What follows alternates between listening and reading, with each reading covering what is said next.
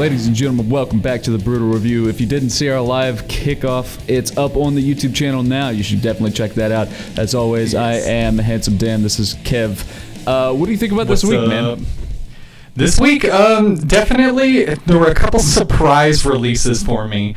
At first, whenever I was looking at what was coming out this week, obviously I was max hyped on the Epica album. But, like, to be completely honest, the rest of it, I was just kind of like, I don't know, this feels like it might be a slightly weak week. But I just started digging in on the list, checking out albums here and there, and then I found some pretty good gems, actually. So this actually turned out to be a pretty solid music release week. Week. You mean to say that I got dressed up for nothing? Like, I finally achieved my dream of looking like a Rock Band stock character, and you're telling me that I dressed up for nothing? Is that what you're telling me right now? I'm telling you that it's turned into a good one. I thought it was going to be weak, but I was surprised. Some of these bands I had not heard before, and after jamming the albums, I was just like, ooh. Yes. Ooh. Yeah, there were a couple of surprises that you sent me on the talking points too. We'll get to them, but yeah, for sure. Yes. I'm looking forward to it. I've got an energy drink and I've got a beer. It's the Republican Speedball. Let's get to it, man. So Hell yeah. First up, we got Epica. We listened a little bit to this on the live show, but this is a different track. What do you got to say about this? So this album lived up to all the expectations I was hoping for. You know, when it comes to Epica releases, you can usually expect pretty good music, but, you know, I'm always looking for those kind of, like, symphonic masterpieces, really kind of push the boundaries a little bit, and I feel like this album really lived up to the quality of releases that Epica can do. Nice. This, you know, we had done Abyss of Time last time. That was more of your just kind of like straightforward power metal-y song, where I feel like this one goes in a slightly different direction, but still hits that core of what you get from Epica. For sure. The thing that I really enjoy about them, you know, I'm all about the visuals, and so far they've been crushing it, and they have it down. Let me put it that way. And so music videos are dope. That said, I haven't seen this one, so I'm excited for it. Slight change on this. We're going to attempt to undercut the system, play it live on air, and see what happens if our podcast gets taken down by the government. You know that that's the deal. Here we go. Let me know if you can't hear this. I got nothing right now.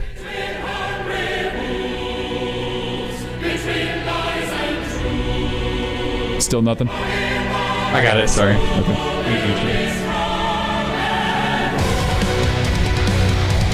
Hell yeah. Yeah. Already off to a good start.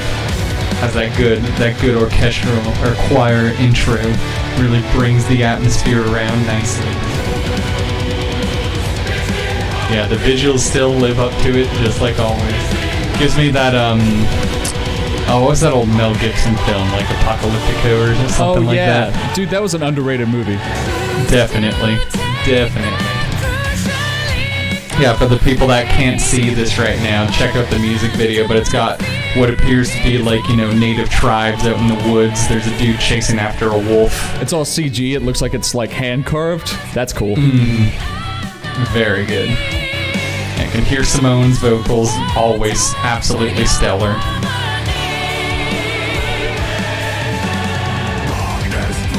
This whips ass. Right? This whips ass. Yes, sir. Okay. I'm telling you, dude, Omega is a sick album. Like, it really, really lived up to my hype. And, dang it, I'm trying to remember the name of the track now. The final track on the album really just knocked it out of the park. It wasn't the final track, but there's a track called Kingdom of Heaven Part 3 that is this 13-minute epic song, and it just goes across so many different styles and so many different feels throughout the whole song, and it really kind of encompasses like every different style that Epica throws at you, and even up to like some of the craziest, most brutal riffs and blast beats I've ever heard in an Epica song. So nice. I strongly recommend Kingdom of Heaven as something to listen to off the album. And I'd gotta say, that's the most power metal name for a song of all time. Mm-hmm. Kingdom of Heaven Part 3. Yeah, nice, dude. I'm driving with this album so far. It's been a fun listen from the get-go. And, I said this in the live show, but anytime you want to get me with power metal, which I will, lump this in with power metal. I know that there's a little bit of debate on that, right? But you just put a monologue in there, and it's so much better. It's so much fun. All right, next up, Ominous Ruin. I haven't heard of these guys. Okay. Yeah. Are these guys known? Because this is not my style, as you know. Yeah, so this was in one of the ones that I did not know until this week. This was one that I just saw being highlighted by Metal Injection, saying, this is a good release. But it was just, a very technical album. It really got me for that. If you're looking for just crazy death metal, this was definitely right up that alley. Just lots of sick guitar work and drums. Just gives you everything you're looking for from that technical side. So I listened to this album a couple times, and it's pretty solid. Nice. Yeah, there's an interesting thing that I read about that I think is at play on this album, and it's if you are lesser known in this era of music, the metagame, the strategy is to put what you think is going to be your big hit at the very beginning of the album. And if I'm not mistaken, Ritual is the first track. So this is, I could be wrong on that. We should probably double check. Yeah. I think that's definitely more important than ever, especially in this digital age and this era of social media where attention spans are definitely shorter than they've ever been. Right. I think there is more onus to really get people's attention at the forefront. Yeah. And so you really need to lead with, I would say, what's probably one of your strongest. And you're correct, Ritual is the kickoff to this album. Hey, it's almost like I know what I'm doing. But yeah. Look at you go. Hey, yeah, no, I just thought that was an interesting concept, treating albums as more like playlists now, since it is digital. But that said, this is going to start strong, and here we go.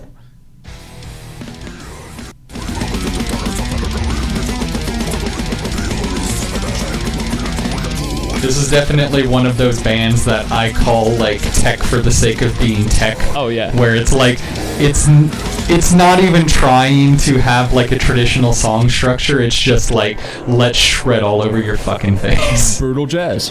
Yep. I like the album artwork, and that vinyl is sick. Oh yeah. That's a whole other conversation we can have in a second.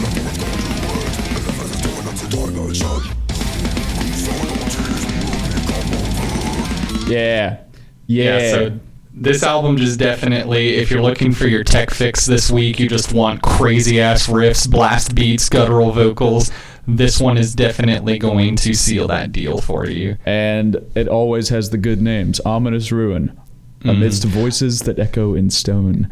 Dude, when I read that title, I was like, yes. That is just a fucking metal title. It's just everything you want. You can't go wrong, man.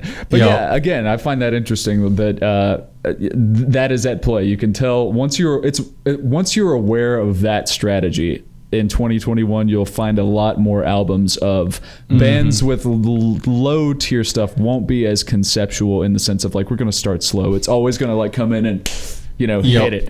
So well, it's interesting because nowadays one of the best things that bands can have is for their music to show up on Spotify playlists. Right. Because more than ever now, people are not doing really heavy digging into let me check out this album by X artist. They're just jumping on their streaming platform of choice, hitting a playlist and letting it go. And I've heard multiple stories now of bands that were just completely unheard of that somehow ended up on a Spotify playlist, one of the main ones that is curated by Spotify, and then they just explode from that point. Yeah. So it's definitely one of those things for this age. Well, hey, let's do our part. Throw these guys on the weekly. Let's do it. Yeah, boy. Next up, what do we got? We got Evergrey. Okay. So I listened to these guys, and I wasn't sure what to expect because the track that they were pushing was the one with the guy from Dream Theater. Yeah. However, in my opinion, that's one of the weakest tracks on the album, which is interesting. It's interesting. But yeah, what'd you think of these guys? So this band, again, I had not heard of them until this week, but what caught my attention was that whenever I was looking at the list of bands, it was listed as progressive power metal, and I think that's maybe where that James LaBrie connection definitely came in, since, they might be going for that vibe. To me, I didn't get a super heavy progressive vibe, though. It just kind of sounded like power metal played on, like, 7 strings, which worked pretty well in my opinion. It gave it kind of a more heavy, low sonic end while still sticking to a lot of, like, the basics that you think of with power metal, the soaring vocals, the big choruses, stuff like that. And I thought it was just a pretty decent jam. Yeah. First couple tracks on the album seemed to me like it was very pop poetry sort of overlaid on a power metal progressive sort of wave underneath. Because if you isolate just the vocals, it has a very, like, I don't know how to explain it, but see if you get this whenever we play this track. Because to me, if you just gave this exact same song to a 17-year-old from SoCal, it would be workable. Here we go.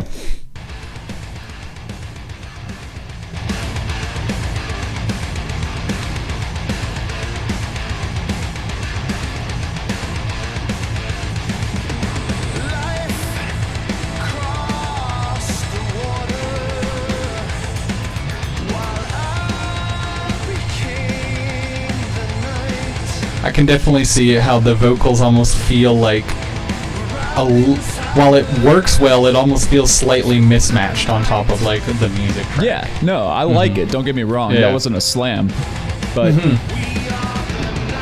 I definitely see, though, it's a slightly different listening experience than what you would expect for the music that's there.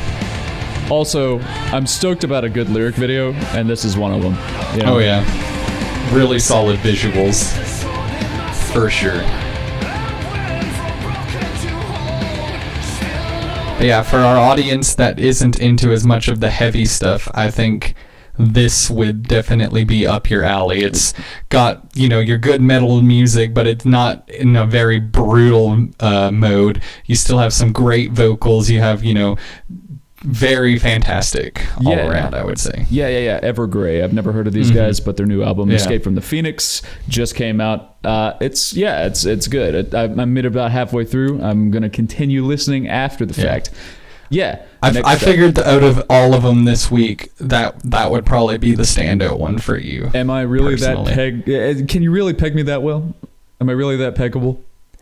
Oh, I can peg you very well. Flashback. Oh my god. So, this is this the... No, we still have Summoning the Lich after this. Yes. But Abominable Putridy, Parasitic Metamorphosis Manifestation. Yeah. Oh my god. So this was a total surprise. They randomly dropped this album on Sunday. So it just, like, came out of nowhere. And this is definitely the most traditionally brutal album that we've had on the Brutal Review yet. This is very much getting into that slam territory, getting into that very just, like, underground, just pummeling riffs, nothing really technical, just crushing riffs, and with the completely unintelligible vocals. Like, you'll have a lyric in front of you and you're like, oh, that's what this regurgitated noise means right now. But it's sick. Which for the entry level metal fan, it's hard to get into this, I would say. Very. But once you have at least a baseline understanding of what metal is and is capable of as a genre that has many varied things, you start to realize that this is fun. I would say that. And the definite slam and, like, brutal death metal community, they definitely know on that kind of thing, and they know their vocals are unintelligible, and they just make the most ridiculous, over the top, disgusting vocal or like lyrics usually. Like there's a very popular band, I know I'm gonna mispronounce their name, it's called like Sinesusabog or something like that. People are gonna hate me for not getting that right, but their vocalist had put up, or maybe not their vocalist, their songwriter for sure, lyricist, put up a post on social media saying like the new lyrics to this album are so bad I'm grossing myself out writing this. And I can just picture like South Park Tale of Scrody McBoogerballs, people reading the lyrics and just like, like so like that's it's all in good fun. They just try to make the most ridiculous, over the top shit possible, and that's what we'll see with. I don't think that this isn't a lyric video, but that's what you'll get if you look into the lyrics behind this album. But let's just get some of this brutality swinging. This is a official album stream from Slam Worldwide. I'm gonna go ahead and just play about halfway through it. Here we go. Yeah, just get some brutality in here.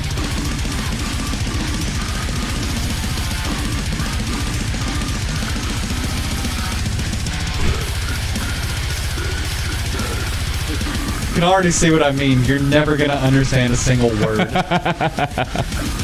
Nothing wrong with it. Nothing wrong with it. But the music is just totally pummeling at all times. You get just sick breakdowns, blast beats, just crushing riffs. It's just, this is, I know a lot of people were waiting for more from this band, so it's good to finally have this album here. Very good. I'm usually not into that kind of thing, but this, I can tell they're having fun with it. And there's a difference between like tech death, where you're supposed to take it seriously, and stuff like this, if that makes any sense. I mean, the album cover has a dude shooting a laser at a space monster. It's pretty fun. Yeah, you already know they're not trying to be the ultimate, like, we are the best band in the world. You will take us seriously at all times. Abominable Putridy. Yeah. Parasitic metamorphosis manifestation. My God. Okay, give me a second while I search this. Summoning the Lich, yes? Yes, they're United in Chaos is the album. This is just a very delicious slab of modern melodic death metal. This definitely kind of gets in that similar vein of like the Black Dahlia Murder and Wretched. I personally, melodic death metal is probably my favorite like subgenre of metal. I'm just always about just like melodic, heavy, crushing riffs, and this just really delivers in that department. Gives you a nice modern slab, and these guys are pretty underground. This was a very I had to dig to find this album, but it is fantastic. Nice. I've given it like 3 full listens now, and it's been one of my favorites. Not only just of this week, but actually of this month. I've really enjoyed this listen. Really now. It's funny you say that, because I checked them out a couple of weeks ago, and because I knew that this was coming up, I checked out one of their older albums just because I love the name. It's like if the Black Dahlia Murder was constantly playing D&D. That's They're summoning the Lich. Summoning the Lich. Here we go. About halfway through, I'm just going to skip. Here we go.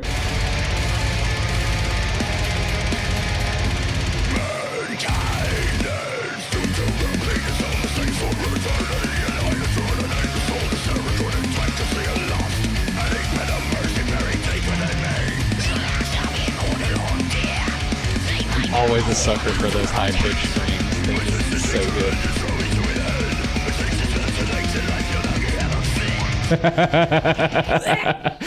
As ancient spells to lengthen life no longer have effect. I love it. Excellent. Dude, yeah, Summoning the Lich. I need to find more of this band. I need to find more of this band. That brings me to my question for the week. Have you ever found a band just randomly that nobody else has heard of, but you have become one of their biggest fans ever since you found them? So I will definitely say, shout out here, Ginger. Yeah. I feel like I came across the video for Pisces and nobody was talking about them. I had not heard Ginger's name anywhere. Maybe that's just because they weren't big stateside, but I feel like they were nowhere. And I just started listening to this band, And I mean, obviously, immediately I was caught on by Tatiana's awesome fucking death growls. But as I just kept listening to the band, they were so good. And I was like, why is nobody talking about this band? And, you know, they've since blown up and become very popular. Right. But that was like early 2017. And I just couldn't believe that no one was talking about Ginger. Yeah, I know it's the most hipster question of all time, but it has to be asked, right? You're deep in the sauce of this genre, and I just know that that's a thing. For me, I don't know if I've ever shown you Visigoth.